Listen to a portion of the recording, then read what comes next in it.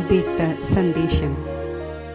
ഇന്ന് പ്രിയപ്പെട്ട ബാബയുടെ അടുത്ത് വതനത്തിൽ ഭോഗുമായി എത്തിച്ചേർന്നു. വതനത്തിൽ എത്തിച്ചേർന്നപ്പോൾ ബാബയെ കണ്ട് മനസ്സിൽ വളരെയധികം സന്തോഷം ഉണ്ടാകുവാൻ തുടങ്ങി. ബാബയുടെ സ്വരൂപം കാണുമ്പോൾ കൂടുതൽ സ്നേഹം ഉള്ളിൽ ഉയർന്നു വരുന്നു.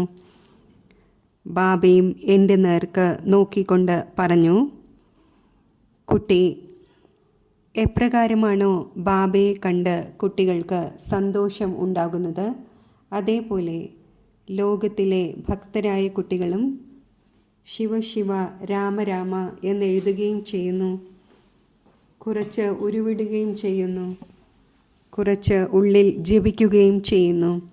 എത്ര സമയം ജപിക്കുന്നുവോ, എഴുതുകയും ചെയ്യുന്നുവോ, ഓർമ്മിക്കുകയും ചെയ്യുന്നുവോ, അപ്പോൾ അവർക്കും വളരെയധികം ശാന്തിയും സുഖവും സമാധാനവും ലഭിക്കുന്നു.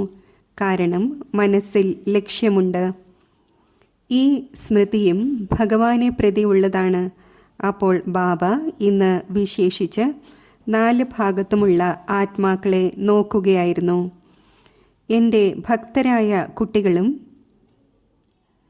ഏതെല്ലാം രൂപങ്ങളിലൂടെ ബാബയെ ഓർമ്മിക്കുകയാണ്. ചിലർ എഴുതി ഓർമ്മിക്കുന്നു, രാമരാമ ശിവ ശിവ എന്ന് എഴുതുന്നു.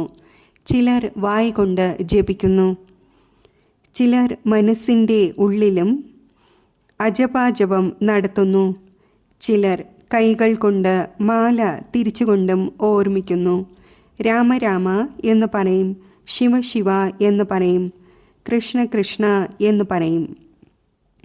എന്നാൽ ബാബ പറഞ്ഞു, ലോകത്തുള്ള ഭക്തരായ കുട്ടികളും തൻ്റേതായ രീതിയിൽ ഭഗവാനെ നേടുന്നതിനു വേണ്ടി എന്തെങ്കിലുമൊക്കെ യുക്തി രചിക്കുന്നു,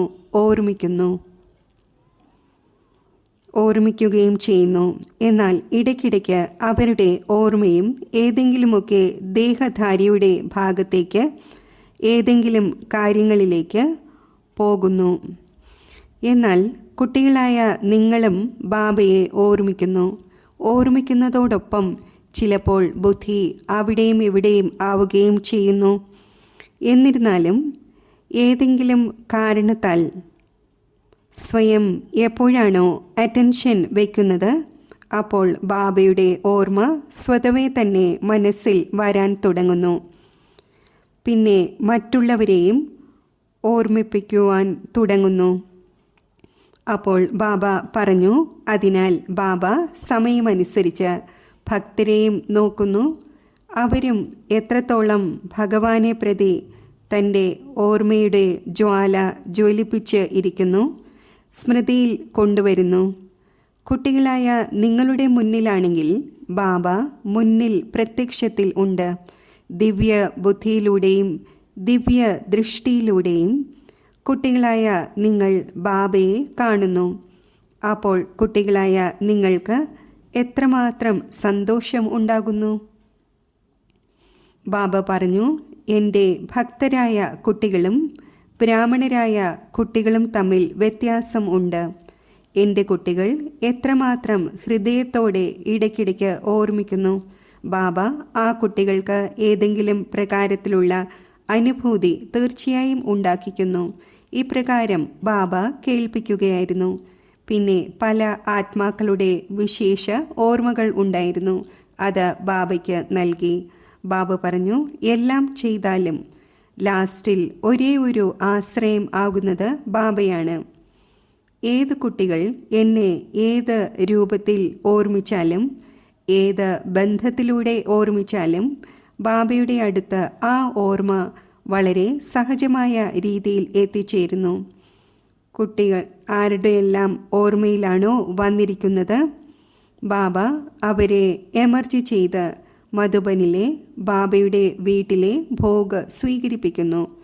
ബാബ സ്വീകരിപ്പിച്ച ശേഷം അവർക്ക് വേണ്ടിയുള്ള എന്തെങ്കിലുമൊക്കെ സന്ദേശവും നൽകുന്നു.